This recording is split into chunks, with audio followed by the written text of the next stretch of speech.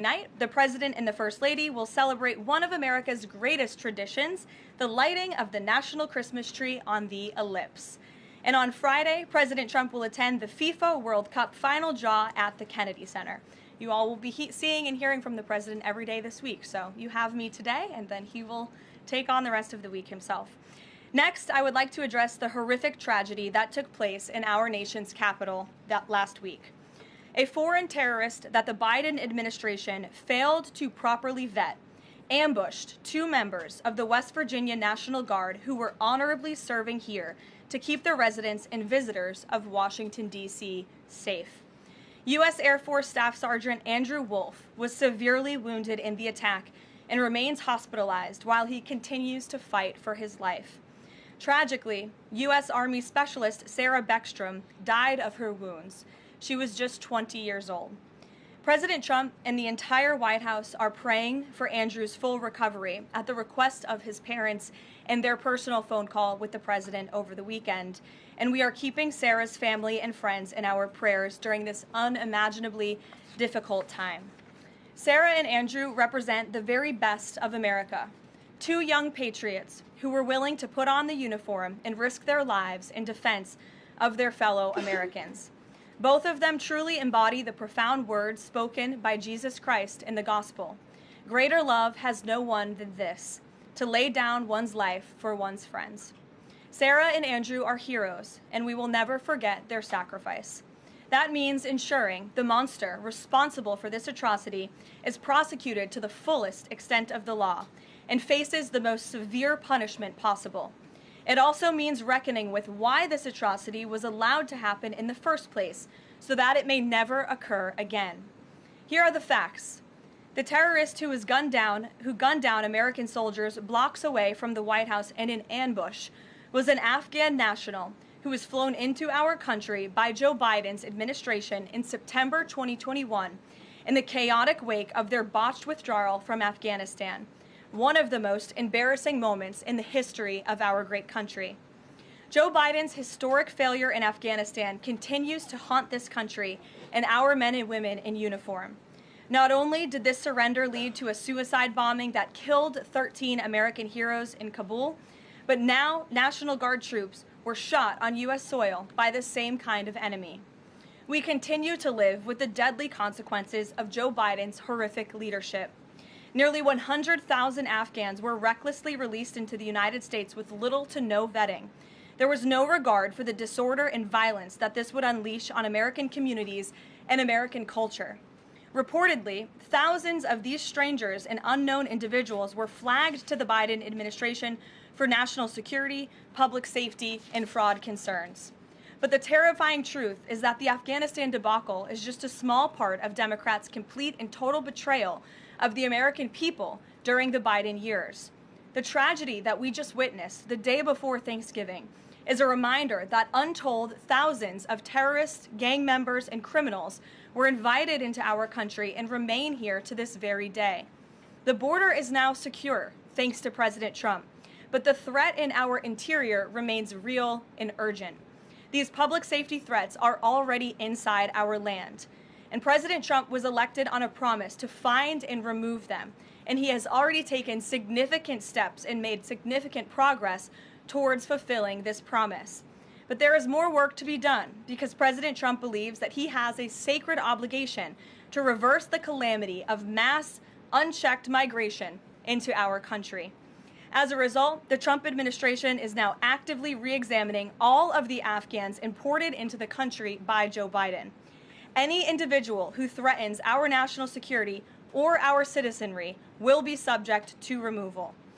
President Trump has already permanently paused migration of foreign nationals from third world countries that pose a very high risk to the United States.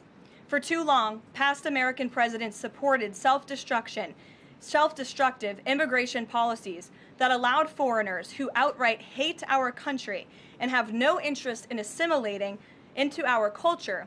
They've allowed these individuals to flood peaceful American communities. This disastrous approach has drained our welfare program, driven up the cost of housing, suppressed wages, and jeopardized the safety of law-abiding American citizens. In fact, According to a new bombshell report from the New York Times, Somalian migrants in Minnesota have defrauded nearly $1 billion in taxpayer-funded benefits under Democrat Governor Walz's leadership. President Trump is putting an end to this dangerous America Last approach. His position is rooted in common sense. In the wake of last week's atrocity, it is more important than ever to finish carrying out the president's mass deportation operation. America cannot allow millions upon millions of unvetted, illegal aliens to be rewarded with amnesty after they broke our nation's laws to come here. They must go back to their home countries. It is also essential to immediately address the massive fraud and corruption that has been going on for decades in other aspects of our immigration system, most notably when it comes to asylum claims. Millions of people who have come here under false pretenses are told blatant lies now enjoy temporary legal status. President Trump is ending this scam as well, and I would point out that the Democrats have tried to block this administration from doing so at every turn with lawsuit after lawsuit. The hard truth is that even when it comes to our legal immigration system, past presidents have failed to ensure that all prospective citizens love America, will add value and contribute to our communities, and will assimilate into our culture. Leaders have a duty to defend and advance the interests of their own people, not foreign nationals. Leaders also have a duty to preserve the integrity and character of our nation's national identity. That is why President Trump is more committed than ever to fully restoring American sovereignty by keeping our borders secure, removing all illegal alien invaders, and rebuilding a legal immigration system that makes sense and benefits our country. President Trump has no higher responsibility than to defend our homeland and our people, and he will never waver in doing so. With that, I will open it up to questions, and we'll lead today with Isabel Brown, who is in our new media seat. She's a very popular face on television these days. She's built a great independent media podcast and platform with the Daily Wire, and I appreciate your being here, Isabel. Thank you for being Karoline, appreciate it and appreciate the briefing. Many Americans, in light of these recent events that you just mentioned, are starting to say that we are being invaded as a country, culturally and logistically, when it comes to immigration. And we know that immigration without assimilation is indeed invasion. So given the recent remarks from Vice President Vance on a college campus about dramatically reducing legal immigration to address some of this crisis, and President Trump's Truth Social post last week about individuals who may be non-compatible with Western civilization, are there any conversations happening or plans being made behind the scenes for the administration to implement at least a temporary immigration moratorium, for example, in light of what the American people might be calling for? So, Isabel, it's a great question. I think I spoke a little bit to the heart of your question in my opener there. I would add that the Trump administration has done more to limit migration, both illegal and legal, than any administration in history. And I'll just walk you through some of the actions that we have taken thus far. Number one, the Trump administration issued a travel ban for 19 countries, including Afghanistan, special immigrant visas, which is a legal pathway to get here, which we know many Afghans have utilized to come into the country, have now been paused since the tragic shooting last week. Refugee admissions were suspended for Afghans from this administration on day one, and refugee admissions into the country right now are essentially at zero, with the exception of Afrikaners fleeing persecution in South Africa. The State Department has also heightened their scrutiny and vetting of all visas and have revoked visas, as you know, for those who do not align with our country's national interests. The Secretary of State has the right to do that, and we've taken unprecedented action to do just that. We are also now pausing all asylum adjudications for additional vetting as well. And so additional actions I don't have to read out for you today, but I would just remark that the president has made tremendous progress on this front. And it's why it's so crucial that we not only secure the borders, which the president did in record time. We have zero illegal aliens entering into the country month after month, but we also are taking a look at those who are already in the interior of our country and removing them if they are here illegally, and also taking a look at these visas. Again, having a visa in the United States is not a right, it is a privilege. And the Secretary of State, if you are deemed contrary to our country's foreign national interests, has the right to revoke that privilege. Thank you. Gabe.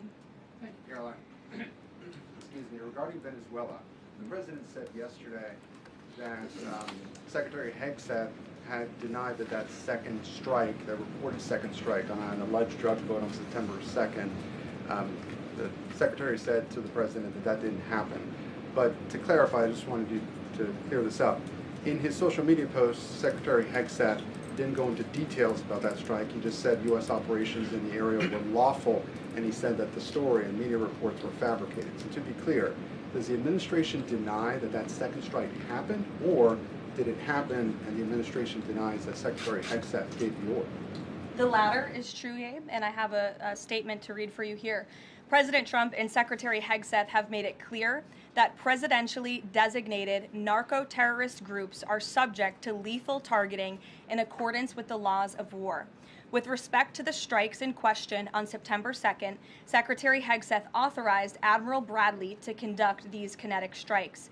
Admiral Bradley worked well within his authority and the law, directing the engagement to ensure the boat was destroyed and the threat to the United States of America was eliminated. And I would just add one more point to remind the American public why these lethal strikes are taking place. Because this administration has designated these narco-terrorists as foreign terrorist organizations. The president has a right to take them out if they are threatening the United States of America and if they are bringing illegal narcotics that are killing our citizens at a record rate, which is what they are doing.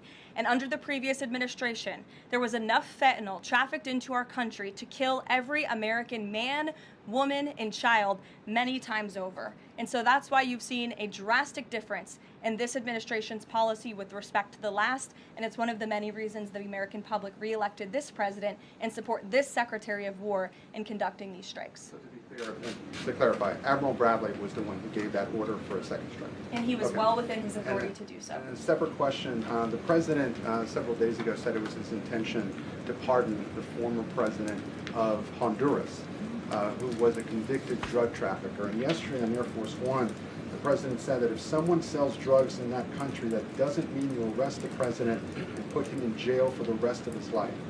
How is that different than what the administration is accusing Venezuela's Nicolas Maduro of? You're cherry-picking the president's statement a little bit yesterday, as he also said yesterday the people of Honduras have highlighted to him how the former president Hernandez was set up. This was a clear Biden over prosecution. He was the president of this country. He was in the opposition party. He was opposed to the values of the previous administration, and they charged him because he was president of Honduras. There were some other egregious facts that came out during this trial, and I would encourage you to report on them. His court-appointed lawyer was only given 3 weeks to prepare for trial. He shared that his conviction was lawfare by the leftist party, who, quote, struck a deal with the Biden-Harris administration. Hernandez has highlighted there was virtually no independent evidence presented, and many of his conviction was based on testimony from many admitted criminals who hoped that cooperating would reduce their own penalties. So the president heard the concerns from many people, as he does, and he's, of course, within his constitutional authority to sign clemency for whomever he deems worthy of that. Jackie. Thank you, Karoline. Following up on Gabe's question, you said that the follow-up strike was lawful. What law is it that allows no survivors? The strike conducted on September 2nd was conducted in self-defense to protect Americans in vital United States interests. The strike was conducted in international waters and in accordance with the law of armed conflict. And then on this pardon for the Honduran president, does it at all undercut the administration's messaging while you have these congressional Republicans defending the strikes on the narco-terrorists and then a pardon for a convicted drug trafficker? Does that make it more difficult for your members to defend your administration's policy? I don't think so, Jackie. I think that President Trump has been quite clear in his defense of the United States homeland to stop these illegal narcotics from coming to our borders, whether that's by land or by sea. And he's also made it quite clear that he wants to correct the wrongs of the weaponized Justice Department under the previous administration. And Ouija, I'll call on you because I think we're wearing matching blazers today. I was going to Great compliment minds. yours. Thank you, Karoline. Sure. So just to be clear, to clarify on Jackie and Gabe, did Admiral Bradley order that second strike because there were still survivors after the initial strike? Again, as I read for you, Admiral Brawley worked well within his authority in the law. He directed the engagement to ensure the boat was destroyed and the threat of narco-terrorists to the United States was completely eliminated. So was the initial order from Secretary Hegseth, everyone be killed, and did that come from President Trump? I saw that quoted in a Washington Post story. I would reject that the Secretary of War ever said that. However, the President has made it quite clear that if narco-terrorists, again, are trafficking illegal drugs towards the United States, he has the authority to kill them. And that's what this administration is doing. And can I Danny? follow up on the MRI? Because President Trump yesterday said that he would release the results of his MRI. Is that happening right now? It is happening right now. As part of, and this is a summary from the President's physician, and we will release it right now. I think my team has it teed up for all of you. I'll read it for you, and then you'll get it physically as well. As part of President Trump's comprehensive executive physical, advanced imaging was performed because men in his age group benefit from a thorough evaluation of cardiovascular and abdominal health. The purpose of this imaging is preventative, to identify any issues early, confirm overall health, and ensure the President maintains long-term vitality and function. President Trump's cardiovascular imaging was perfectly normal. No evidence of arterial narrowing impairing blood flow or abnormalities in the heart or major vessels. The heart chambers are normal in size, the vessel walls appear smooth and healthy, and there are no signs of inflammation or clotting. Overall, his cardiovascular system shows excellent health. His abdominal imaging is also perfectly normal. All major organs appear very healthy and well perfused. Everything evaluated is functioning within normal limits with no acute or chronic concerns. In summary, this level of detailed assessment is standard for an executive physical at President Trump's age and confirms that he remains in excellent overall health. Again, we will provide that to you. I think that's quite a bit of detail, and in the effort of transparency, the President promised it last night, and we have delivered today. So there you go. Danny. Thanks, Caroline. Just going back to Venezuela, can you confirm that President Trump is going to be hosting a meeting of his national security team in the Oval Office today on Venezuela? And what are they going to discuss? Are they hoping to reach a kind of final decision on that? Out of the effort of transparency, I will confirm that the President will be meeting with his national security team on this subject and on many matters. He meets with his national security team quite often. He's the commander-in-chief. It's part of his responsibility to ensure that peace is ongoing throughout the world. I'm definitely not going to detail the specifics of a meeting between the President and his national security team that's taking place in the Oval Office, but I'm happy to confirm that meeting is taking place for you. Can you tell us, is there still, what's the position on whether US troops on the ground is a possibility there? Is that, I know you've answered that before, but what's the current operative in Venezuela? I think my previous answer stands. There's many options at the President's disposal that are on the table, and I'll let him speak on those. Ed. The U.S. announced a trade framework deal with the United Kingdom on pharmaceuticals, where they will pay 25% more, and the savings theoretically will go back to American consumers. What guarantees are in that savings will in fact go back to the American consumer and not be sucked up by the company? I'm going to be honest with you, Ed. I'll get you the answer to that question after the briefing. So the American Rescue Plan, Sure. funded a number of universal income. Kush will get you that answer, right, Kush? My trade guy over here.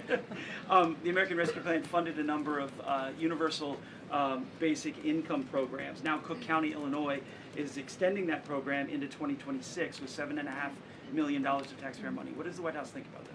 I'll also get you an answer on that after the briefing, Ed. 0 for 2. Go ahead. Sure. And then in the interest of transparency, does the White House support releasing the Department of Defense's video of those September 2nd strikes on those military boats? And also, separate topic on presidential pardon power. Why did the president commute the sentence of David Gentile recently? He was a private equity executive. He served 12 days out of a 7-year sentence. Prosecutors said he defrauded $1.6 billion with thousands of victims, including veterans, farmers, teachers. Why was he pardoned? to your first question, that's definitely not a decision for me to make. I would defer you to the Department of War. It's also probably a decision for the President himself to make. As for your second question with respect to that pardon, he issued a commutation for Mr. Gentile, who's the former CEO and co-founder of GBP Capital Holdings. Unlike similar companies, GBP paid regular annualized distributions to its investors. In 2015, GBP disclosed to investors the possibility of using investor capital to pay some of these distributions rather than funding them from current operations. Even though this was disclosed to investors, the Biden Department of Justice claimed it was a Ponzi scheme. This claim was profoundly undercut by the fact that GBP had explicitly told investors what would happen. At trial, the government was unable to tie any supposedly fraudulent representations to Mr. Gentile. In short, again, this is another example that has been brought to the president's attention of a weaponization of justice from the previous administration, and therefore he signed this commutation. So say that these people were defrauded. I just read you a very detailed summary of why the commutation was made. Sure. In the middle with the red tie. Thank you, Caroline. Okay, Andrew, go ahead, and then you. In wake of Congresswoman Marjorie Taylor Go ahead Greene's after. early resignation, reports last week indicated that other House Republicans might consider doing the same. Does the president have any concerns in light of those reports about other House Republicans potentially leaving early, as well as the other announced retirements that we saw in the last couple of days? Look, I think the president maintains very good relationships with the vast majority, maybe with the exception of one or two. I think many in this room know who I'm referring to. Very good relationships with members of Capitol Hill within the Republican Party. And the president clearly is the unequivocal leader of the Republican Party. I think it was a recent CNN poll that actually showed that more than 90% of Republicans continue to support President Trump as the leader. So he maintains very good relations, as does his entire team here at the White House. And of course, we have a very slim margin in the House, and the president wants that to continue. Andrew, go ahead. Sure. First, on the Venezuela strike, you said that second strike was in full accordance with the law of armed conflict, but the Navy's own manual of law of war says that specifically firing on survivors from a wrecked vessel is an example of a war crime that's forbidden under U.S. law and the law of armed conflict.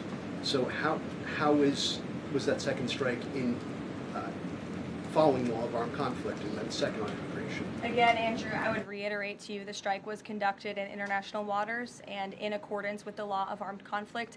And since somebody asked about Congress, and it's sort of related to Venezuela, I also want to add that Secretary Hegseth spoke with members of Congress who may have expressed some concerns over the weekend. And there have also been 13 bipartisan briefings to Congress on the Venezuelan strikes. There have been a number of document reviews for members of Congress to review the classified DOJ Office of Legal Counsel opinion and other related documents. 29 senators and 92 representatives have reviewed those documents, which is about 2/3 of those are Democrat members, and they have been made available to all 100 senators, all 435 members of the House, and to general counsels of the relevant committees on a bipartisan basis for their review.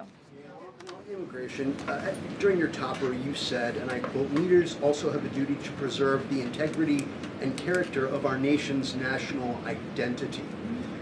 Can you explain what you mean by our nation's national identity and integrity and character, and how would refugees, people coming from war-torn places who are seeking a safe haven in America, like many of our forebears in this room, not add to our nation's integrity and character of our national identity? I'll tell you what does not add to our nation's character and integrity is refugees who come here under the alleged plight of asylum and fleeing persecution, and then come to the United States to abuse our system and rip off American taxpayers. And as I pointed out, the New York Times, to their credit, it was about 6 months too late, but they did write about how Somali immigrants in Minnesota have been ripping off American taxpayers. In fact, 86 people have been charged in a rampant and widespread fraud scheme spanning multiple programs in Minnesota.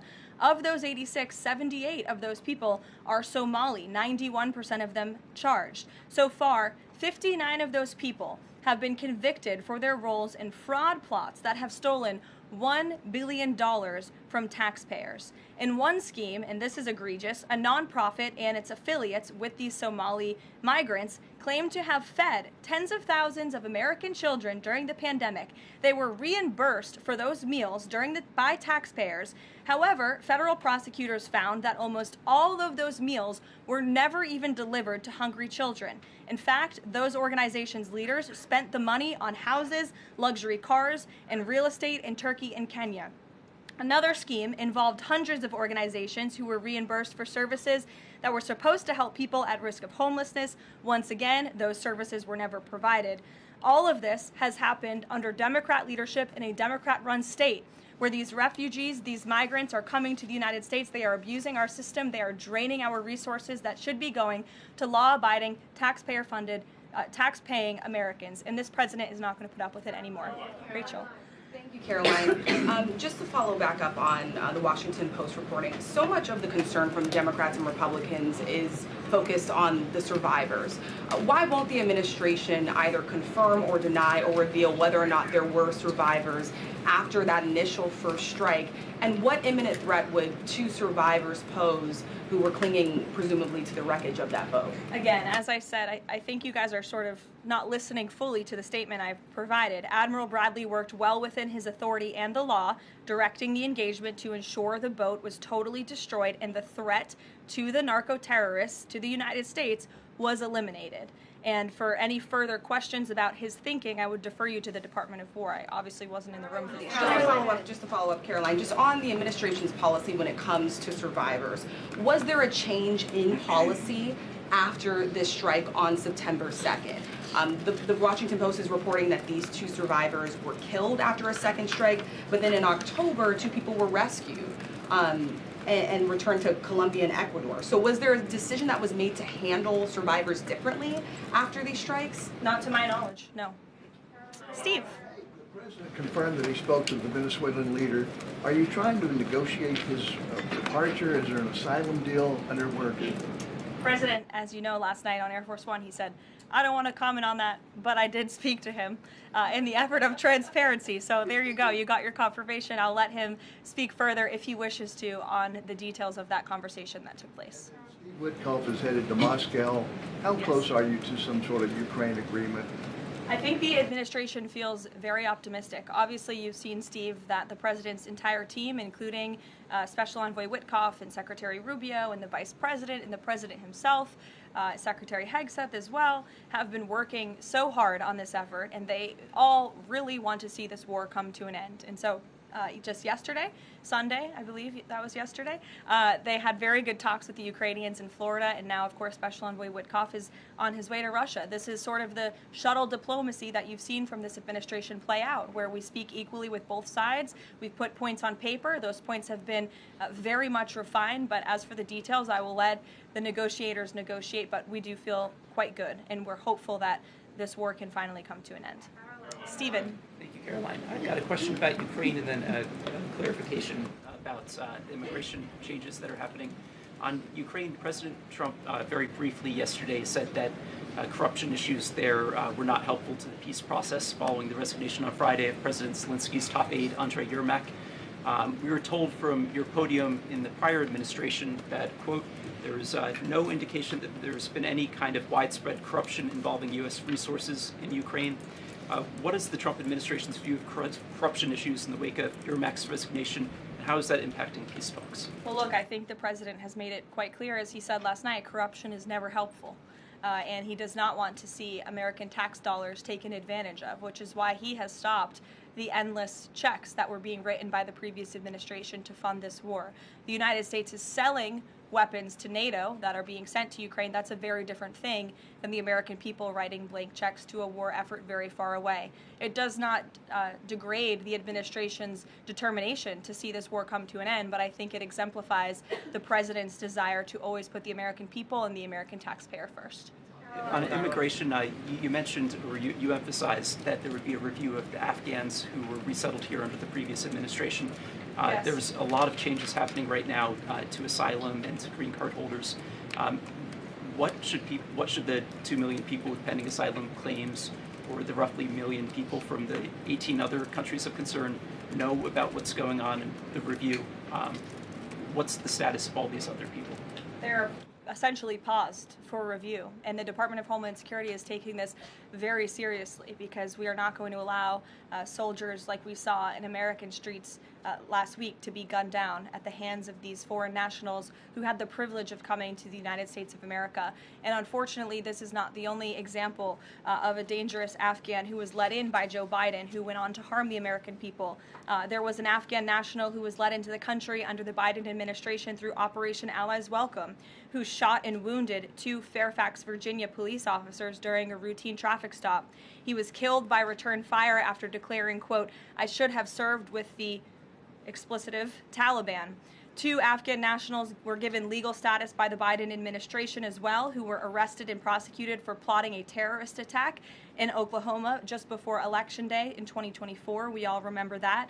They possessed hundreds of rounds of ammunition and had pledged their allegiance to ISIS. There was also an Afghan national who was on the terror watch list who was apprehended by Border Patrol in 2024, but then he was released into our country by the Biden administration. Again, let's just highlight the absurdity of that. Border Patrol apprehended a terrorist, and then the Biden administration, because of their lax policies, still allowed him to come into the United States of America. I think everyone in this room, whether you want to admit it or not, does not want that individual living alongside you in your American neighborhood. And that individual was later arrested again after being allowed to live in the U.S. at large for over a year.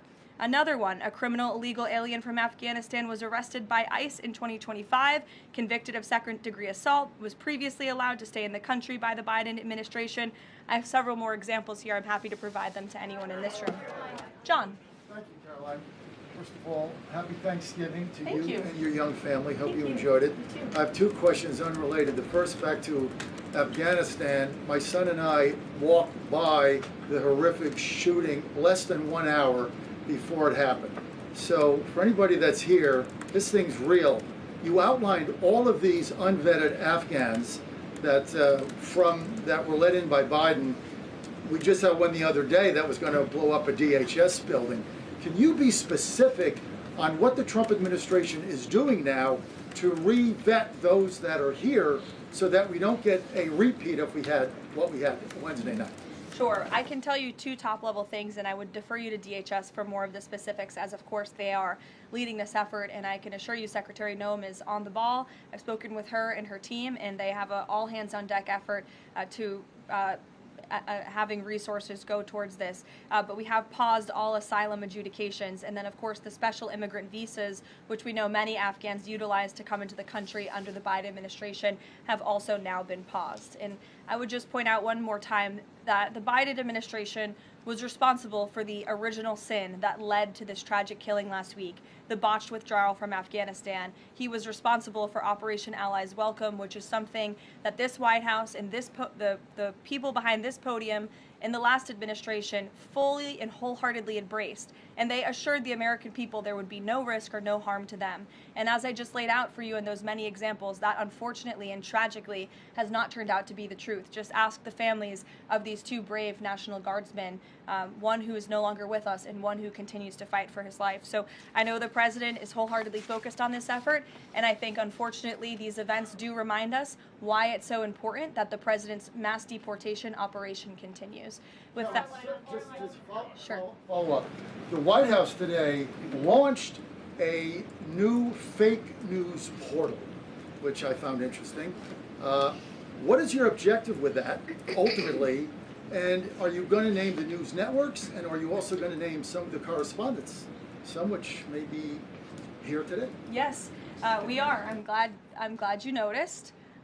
Much to the dismay of some of your colleagues in the room, John. And I think it goes to our original promise on day one to hold the media accountable, because unfortunately, and we deal with this all day, every day around here, there are so many fake stories that are unfortunately written that have inaccurate characterizations of meetings that took place, and it's all based on anonymous sourcing.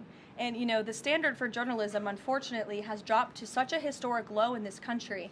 And again, we deal with it every day, where you can have an anonymous source who has no idea what they're talking about, zero credibility, call up a reporter in Washington and say, hey, I heard this, and then the next thing you know, it's on the front page of the New York Times. It's really incomprehensible. We appreciate the journalists, some of those who are in this room who do reach out for comment, who try to get things right, and there are some that remain. But overwhelmingly, the fake news that we see pumped out of this building on a day-to-day basis, it's honestly overwhelming to keep up with it all and to constantly have to defend against these fake news and these attacks. And I will point out one fake news story over the weekend before I let you all go from the New York Times that took about 1/3 of the president's daily calendar and his daily schedule and said that he's doing less than he did in his first term, or he might not be fit for the job. That is unequivocally false, and it's deeply unfortunate that this story was written by the same outlet and the same reporter who wrote this: Biden is doing 100% fine after tripping while boarding Air Force One. Oh, same outlet, same reporter who wrote that President Trump is not fit for the job. Are you kidding me? You all see him almost every single day. He is the most accessible president in history. He is taking meetings around the clock. Another one. Biden declared, quote, healthy and vigorous after his first presidential physical. I don't see headlines like that too often about this president. Again, same reporter, same outlet who wrote falsely over the weekend that President Trump is not fit for the job. I can assure you he absolutely is. You all see that with your own eyes on a daily basis, and the president's physician has now given you all 3 detailed reports on the state of the president's health. So with that, I will leave you all and we'll see you tomorrow. Thank you. Thank you, Caroline.